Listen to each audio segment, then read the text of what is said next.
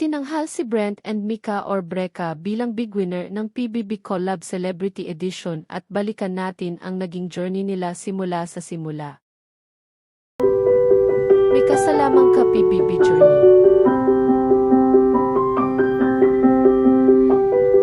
I'm Brent. Maligayang pagdating sa bahay ko. Thank you po, kuya. From their lowest point and dubbed themselves. Favorite color? Ikaw ang nakakuha ng pinakamababang average na ayon sa ranking ay hindi nagpapakatotoo. Yo ang red flag. Una ko po naisip para po sa akin yung red flag.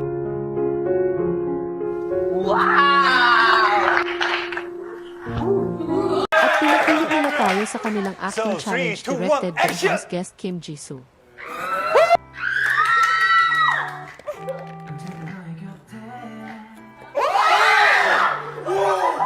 At pinaiyak nila tayo sa mga struggle na kanilang naranasan. Grade 6 ako. I was voted as the most hated classmate. At sa pagbibigay ni Brent ng golden seat niya kay Mika. Thank you, Brent! Thank you so much! Brent, alagaan mo si Mika, no? Nanay! Pati na din sa pagpili ng final duo ay di nila iniwan ang isa't isa. Gusto ko pong maging duo at ang pipiliin ko pong maging final duo ay si Brent.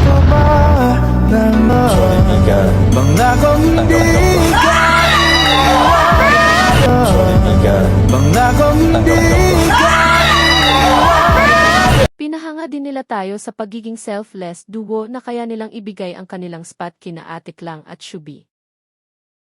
At sa mga sumunod na challenges ni Kuya, kahit hindi sila nanalo, hindi sila sumuko. At sa third big jump challenges ay silang tinanghal na panalo at pasok sa Big Four. At sa kanilang pagpupursige ay nakuha nila ang slot para sa Big Four. We began to feel the fire. We rise like Nakuha din nila ang first rank sa huli nilang task. as the chemicals that take us higher.